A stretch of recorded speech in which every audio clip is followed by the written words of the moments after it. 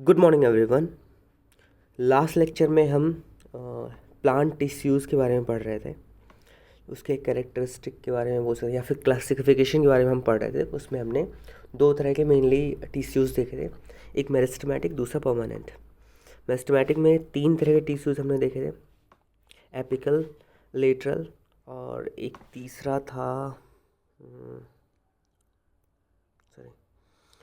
था इंटरकैलिकरी। ठीक है, इसके बाद हम आगे बढ़ते हैं। उसके बाद हमने परमानेंट के बारे में पढ़ा था। परमानेंट में सिंपल वाले जो टिश्यूज़ थे उसका भी क्लासिफिकेशन देखा था। उसमें तीन तरह के होते हैं ये, एक तो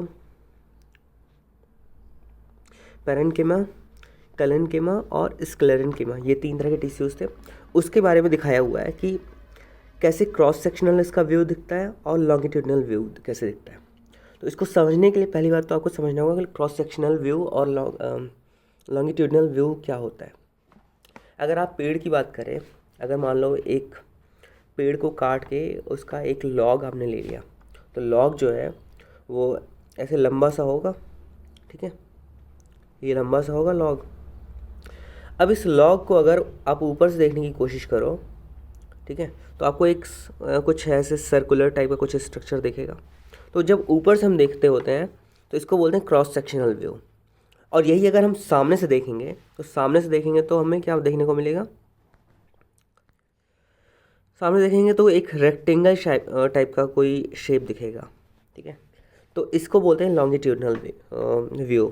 ठीक है, तो क्रॉस सेक्शनल और लॉन्गिट्यूडनल दोनों आपको आई होप समझ में आ गया होगा।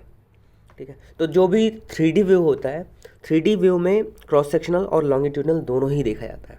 साइड व्यू मतलब ऐसे अगर आप जनरली समझने की कोशिश करो तो side view, front view and top view, ये तीन व्यूज़ अगर हम किसी चीज़ का देख पाते हैं और तीनों में सिग्निफिकेंट कुछ व्यू हमें देखने को मिलता है तो उसको बोलते हैं कि ये एक 3D स्ट्रक्चर है। ठीक है, तो पैरेन्किमा जो सेल्स हैं, टिश्यूज़ हैं, उसको अगर देखा जाए तो वो अगर उसका क्रॉस सेक्शनल व्यू देखा जाए, क्रॉस सेक्शनल व्यू, तो ऐसा कुछ दिखता है। ठीक है, ऑलमोस्ट जैसे एक सिंपल सेल्स होते हैं।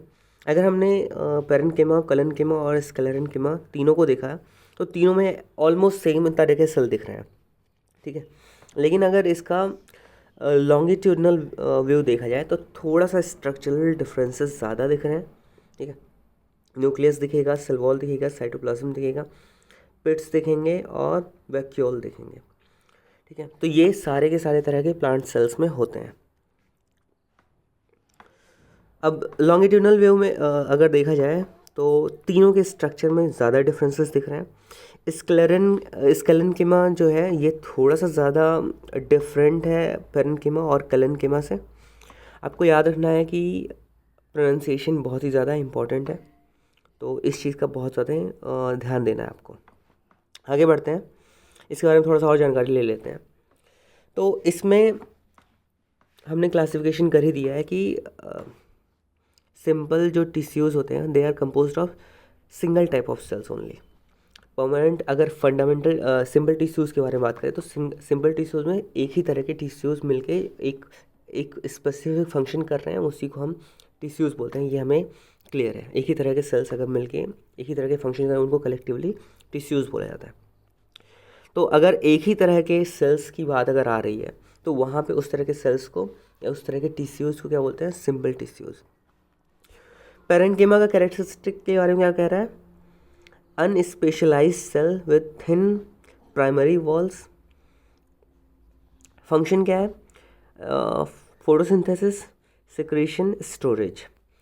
तो ये हमने पहले वैसे डिस्कस किया हुआ है, ये वापस से एक जनरलाइज किया जा रहा है कि अगर आपको रिकॉल करना हो वापस से एक बार कोई भी चीज़, अगर मान लो एग्ज़ाम की तैयारी कर रहे हो आप, तो सारा चीज़ तो एकदम डिटेल में पढ़ने नहीं जाओगे क्योंकि आपने डिटेल में तो पहले ही पढ़ा हुआ है। तो इस तरह के जो स्लाइड्स हैं वो काम में आता है कि एक आपने ओवरव्यू इस पर्टिकुलर स्लाइड से ले लिया तो आपने पीछे ही जो भी डिटेल में हमने पढ़ा हुआ था उसको पढ़ने की ज़रूरत नहीं है, इसी एक स्लाइड से सारा का सारा कवर हो जाता है। कलेन्किमा में क्या कह रहा है? elongated cells with uneven primary walls living at maturity। elongated cells होंगे, uneven primary walls होंगे, मतलब कोई ज़्यादा बड़ा होगा, कोई ज़्यादा छोटा होगा, कोई इवन होगा, कोई अनइवन होगा, ऐसे ही करके। Support in leaves and stem, ये लीव्स और स्टेम में सपोर्ट का काम करते हैं। थोड़ा सा इलास्टिसिटी इसमें होती है, इसके बारे में हमने पहले डिस्कस किया हुआ है। स्केलेनकीमा में क्या कह रहा है, elongated with very thick secondary wall sorry, dead at maturity. तो कैलेनकीमा में का क्या है कि they live at maturity, they are एक काइंड ऑफ लिविंग सेल्स, ठीक है, they are a collection of living cells when they are matured. और स्केलेनकीमा में क्या है कि जैसे मेच्योर हो जाते हैं ये सेल्स, वैसे ये डेड सेल्स हो जाते हैं, ठीक है। They give support basically. इसके बारे में हमने पढ़ा हुआ है। आगे बढ़ते हैं। Complex permanent tissues, complex permanent tissues के बारे में क्या कह रहा है, they are made up of more than one type of cells. ये तो ऑलरेडी क्लियर था। अगर सिंपल सेल्स एक ही तरह सिंपल टिश्यूज़ अगर एक ही तरह के सेल्स से मिलकर बना हुआ है, तो सीधी सी बात है कम्प्लेक्स टिश्यूज़ एक से ज़्यादा तरीके के सेल्स से मिलकर बना हुआ होगा। There are two types of complex tissues. They are xylem and phloem. They are called vascular और conducting tissues. तो हमने ये वैसे पहले पढ़ा हुआ है, क्लास 7th में भी हमने ये डिस्कस किया हुआ था कि जाइलम और फ्लोएम क्या होता है, इनके फंक्शंस क्या क्या है। तो जाइलम के बारे में कह रहा है, xylem consist of tracheids, vessels, xylem, parenchyma and xylem fibres. The tracheids and vessels help to support water and minerals from roots to all parts of the plants. तो जाइलम के बारे में हमने डिस्कस किया था कि जाइलम जो है वो वाटर को डिफरेंट पार्ट्स में ले जाने का, कैरी आउट करने के लिए रिस्पॉन्सिबल होता है, ठीक है। तो अब वाटर जो है, वाटर के साथ में मिनरल्स भी उसमें मिक्स होते हैं, तो वाटर और मिनरल्स साथ में ही जो है जहाँ पे भी कैरी आउट होते हैं वहाँ पे साथ में ही कैरी आउट होते हैं। Xylem parenchyma stores food and fibers help in support. तो xylem parenchyma जो होता है, they store food and fibres help in support. फिर आता है फ्लोएम।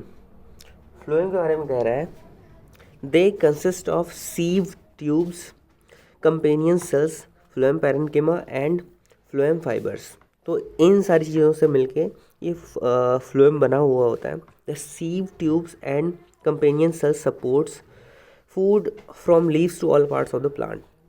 तो जाइलम का जो रोल है वो रूट्स से डिफरेंट पार्ट्स में वाटर को और मिनरल्स को पहुंचा रहा है, और फ्लोएम का क्या काम है, जो लीव्स में फूड प्रिपेयर हो रहे हैं उस फूड को लीव्स से डिफरेंट पार्ट्स में पहुंचाना, ठीक है।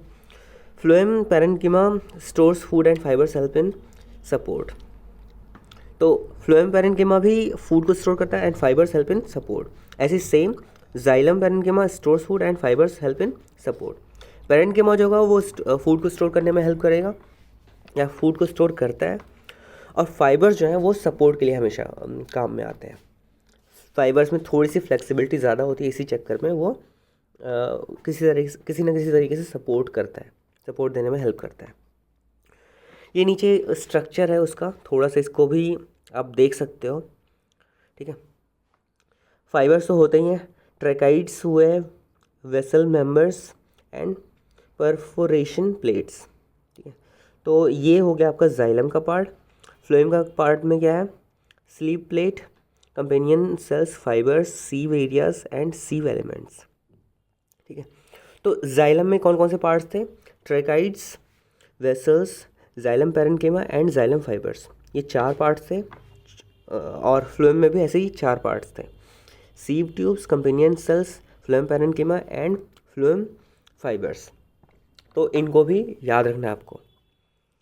आगे बढ़ते हैं, एनिमल टिश्यूज़।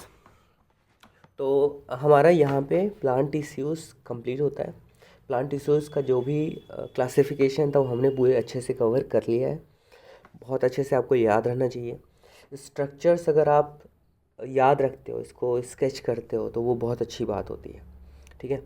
क्योंकि बायोलॉजी में बहुत सारी जगह पे जहाँ पे भी आपको, अगर आपको लगता है कि यहाँ पे स्ट्रक्चर कोई भी डाल सकते हैं, हम कोई फिगर डाल सकते हैं, तो फिगर ज़रूर डालना चाहिए होता है।